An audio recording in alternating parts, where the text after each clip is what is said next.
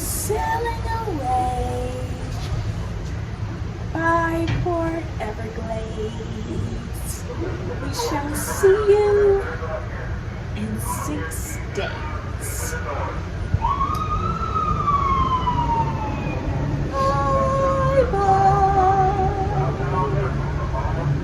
Sorry, not sorry, but we're leaving you, Port Everglades.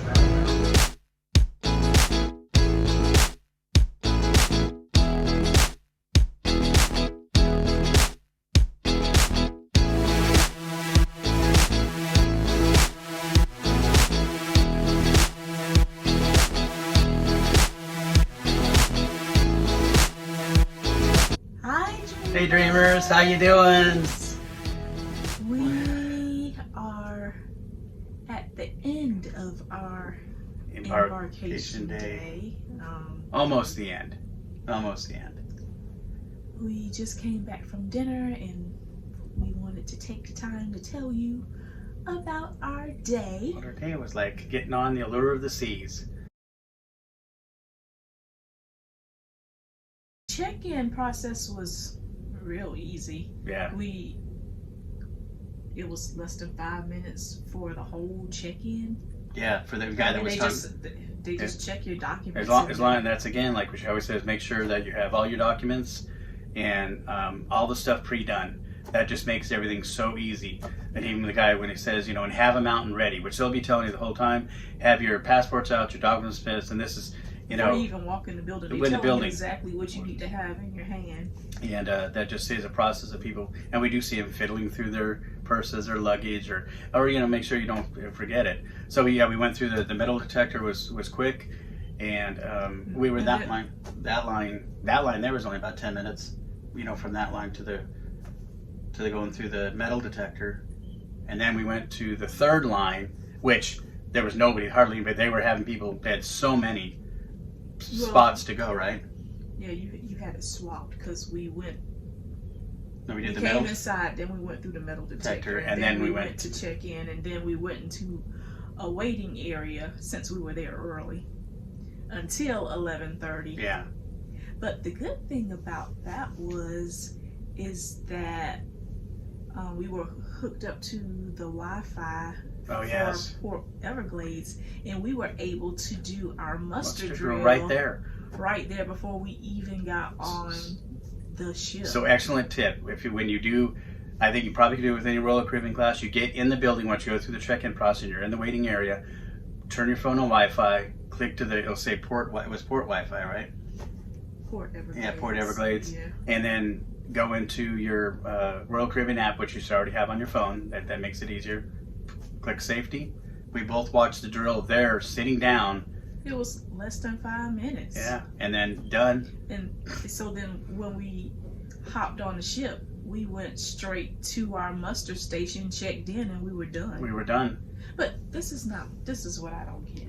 Okay, so we just told you that it's less than 5 minutes to do the muster drill. I know where you're going. Why is it that when it was almost time for sail away, there were still several people who still had not done the muster drill? The captain is on the loudspeaker several times, reminding people that they must have this done. And throughout the day, The cruise director was saying, get your thing done on your phone, wherever you are, you can do it, and then go to your muster station because we cannot leave for it till it's all done. They made it so easy. Yes. And I have a feeling that if people don't comply like they should, because this is on the last cruise, there was people who didn't really want to do it. And then they might eventually go back to the old way of doing it, and I prefer this way better instead of crowding at the muster station, waiting on folks to get to the muster station so they can start. This was the. I mean, now it's so easy for you to do it. It only takes a couple minutes. Do it the do it. Get it done. Right when you get on the ship and have it done. And then you don't then have you to can enjoy the rest of your day. cruise. Exactly. So that's what we did. That's our tip. Get it. Do your muster drill. Go on with the fun. I'm going on a tangent. Yeah. No, we were just funny because I think we actually were held up about a half hour of them. Yes, because could have been wrong, but they were waiting for people. Waiting for people to get their muster drill done. So, but that was the easiest. Princess, the cruise before this was super easy. This one was a tad more easy because we could do it before we got on the ship. So, okay, we went to muster drill, and then we decided to go. And then we went to lunch. We went to the Windjammer. So we went to the Windjammer buffet. They do have washing stations that they require you to wash your hands before you enter the dining room. They had about, I think, 1, 2, 3, 5 or 6.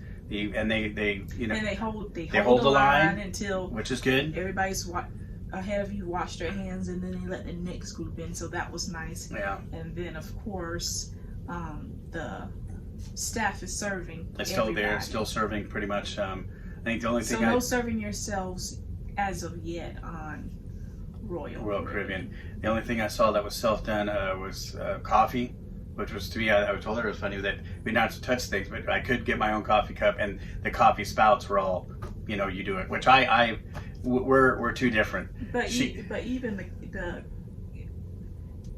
person over the loudspeaker was saying that the waiters can get that. I think he was suggesting that you not go up there.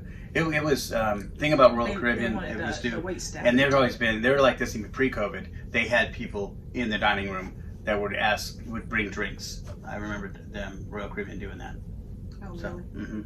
At least I remember. I could be wrong, but I know Princess did. Again, we're different though because. She loves. He wants the self-service. I like the self-serve, and even today I said I think I do. I mean, it's nice them serving, but I like to pick what I want and what portion size I want, and yeah. But it was good. I think we discussed this before. Yeah. I don't mind the staff serving because I don't know. That's why I think it was funny. Hands have been. A lot of people, yeah. Before they touch the tongs, all these people touching, thousands of people touching the same tongs. But they're doing a good job with the sanitizing going into the Windjammer, and we did enjoy it. The food was good. We liked the Windjammer. What did you have for lunch? What did I have? A lot. I had some roast. I had roast beef. I had a sandwich, which was a little half Cuban sandwich. A Caesar salad, and what else was on my plate? I know when I went back up, what did I get? It's like hard to remember. That's so sad. You had chicken wings. Oh, I had a barbecue chicken, and then she had the some kind of Indian. Oh, the curry. Had a little bit of curry, and one little naan bread was good. And then you had the seafood paella. Because she had the paella, and I went up and that's again. This is okay. It's my point about certain stuff. He was like saying, I just wanted a little bit of rice and paella and like a couple mussels and shrimp. He just starts scooping and scooping. I said, no, I just want a piece of one shrimp. And he put a whole nother scoop of rice on the plate. So, but it was good. Everything I liked. And I think one thing about the juices, which is one thing that are free, they were good. The lemonade and stuff was real good. Sometimes on cruise ships, the free drinks can be a little watered down, but they were good. And the lemonade was good. And I know you had the paella too. The seafood paella. I had this pork with this mushroom sauce on it, which was good. And then I had chickpea salad. And then I had, which I wanted one of those, but I tasted yours. For dessert, I had pineapple upside down cake and an Oreo cake. I'd done too much for lunch, so I skipped dessert. So the desserts was okay. Yeah. So we did ask when we were coming on. Total capacity on this ship on our cruise was 3,600. Yes. So, and I think capacity is around 65 if they were full. Yeah. We're running on this ship. Asked the guy, I think he said 3,600. So a little more than half, but. It's this ship is so big. I mean, it's our first day, and I'm still just my eyes are like this big, like We went to the Windjammer Cafe, and then we decided just kind of just walk around a little bit and While we were waiting to just come to our room. come to the room and just headed towards and found one of the spots that we're going to spend time. It was up front of the SIP, which is the solarium. Yeah. They do have if you want not a big lunch, they did have some of the things. The same thing was in the dining room on a smaller scale, but it's adults only area, and it's in the solarium. Relaxing, beautiful place. They got trees and a bunch of nice flowers, and they have I think a pool and a couple jacuzzis, but it's a big open area right at the front of the ship. And they do have a little cafe that is in there. It's called the Solarium, which that is also at nighttime. It comes what's called the Brazilian steakhouse. Brazilian steakhouse. But it looks like it's gonna be a very peaceful. They also have right above that the Solarium bar too, which was a little more crowded. But yeah, it's very. You have to check it out. So our stateroom is in off of Central Park. So we walked through Central Park to get to our room. humble abode, and Yeah. it's very nice there. We're finding ourselves as a pretty good spot on the ship, not too far from the elevators, which takes us either side. And when we go out, we're just but right on in Central Park is the three main specialty restaurants that we're going to in the next 3 nights, which are just right down where we're at on Central Park. So we did that, got in a room, and as we always do, we talked in our other videos, we unpacked. Well, first. Oh, first one. Uh-oh. I always forget stuff. That's why I told her, I said, let's make some notes. I'm not sure Oh, who delivered got it. Okay. the luggage. See, I forget. No, this is. I wish it was funny. Sure When we said who we're coming, did this? but we're coming. Okay, oh wait, you got it's funny. I don't know who did this, but the numbers are clearly on the tags. Our room is 8310. And it's written a couple times on the tag. So we're walking down the hall. After Central Park, walking down the hall, and we see. I go, hey, Like, hey, love, your luggage made it. Wait a minute, this not is... you said, but mine didn't. Mine didn't. So I said mine it was didn't. there and Ken's Which was has not. happened before. So I'm like, oh yeah, this is my bag, but it's in front of somebody else's else's door. This is funny. This is why you've got. It's like 82 something. We're 83. So we're checking, looking. So this. then I'm like, okay, so we'll just grab We our scooped bag up her bag, and go down headed the hall, on down the and then hallway, we go down a few more doors, and then I go, hey, and okay, my bag made it. And his bag made it. Still, Not in front of 8310. It's not in front of our door. So what I'm wondering is, did they just throw them randomly in front of odd cabins and not look at where they were supposed to go? Because this is the first time this has ever happened to us. Yeah, and it was funny because we came down that, we just coming down that hallway. We just casually walk in and we picked up our luggage and we got it. So that's, but the thing is, had we came from the other direction, we would have wondered where our luggage was. And the thing too, we were coming and going a lot today, and we started seeing some luggage that was left out. Even when we're leaving for dinner tonight by this one room, these same bags are left by this room, and it probably didn't belong. We're talking heading to dinner or heading to the ice show at 7:00, and it's the same luggage and bags that are outside this room. And we're thinking somebody's searching for their bag. Somebody's looking for their missing luggage because they didn't put it in the right space. So don't let it scare you. This is on all our cruises. This is the first time. Porters. You do a fantastic job and they work hard. Not the porters. Or whoever it is today on February 27th. Whoever you were, shame on you. It was funny. I thought it was funny. Next time, please put the luggage. Of course, if we didn't have our luggage right now, I probably would not be laughing really hard. But I was hysterical. Right, because you're the one who always freak out when your bags don't get here on time. Well, because mine's, and it 90% of the time, for some reason, it's mine. I'm not smuggling anything. But anyway. Because mine usually gets here first and then his. I don't know why. That's why. Because I said the same thing. I said, where's my bag? Anyway. Anyway. We'll go on, because I was laughing. But yeah, That was the only. Keep talking about this over. It was so funny. We're gonna move on. Move on. And there was some drama in the seas. Now, I had never seen the sea cops out there before. Ken has seen them, but I've never seen the police. The sea police.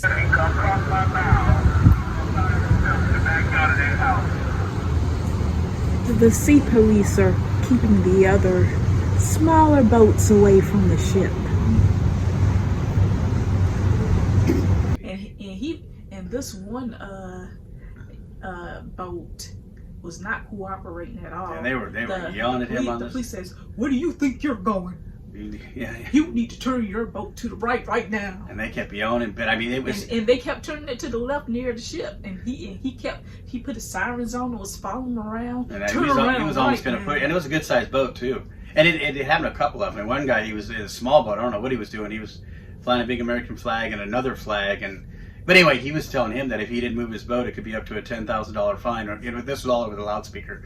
And it is Saturday. It's Sunday. Sunday. Okay, but it's a weekend. Is my point in Fort Lauderdale. So there's a lot of boat traffic. So they always have one or two police to keep boats away from the ships anyway. Even when they're docked and not moving, there's always a patrol to make sure nothing goes on. But yeah, there was a lot of people that were not listening to these police and encroaching in this area, and a lot of ships were leaving. There was 2 Holland American ships left for us, 2 French ships left for us, and we were the last one to leave port. So they were very busy, but it was funny. All the people in the balcony were clapping, and because you could hear the cop yelling at this, and someone said, "Are you listening to me? Can you drive that boat?" And it was a good size. It was not a yacht, but it was probably a good 35, 40 feet, big cabin cruiser, but it was funny. Those people were unbothered. So see, we get excited about little things. That was just we're just sitting out on our balcony, setting up. Drama at sea. Yes.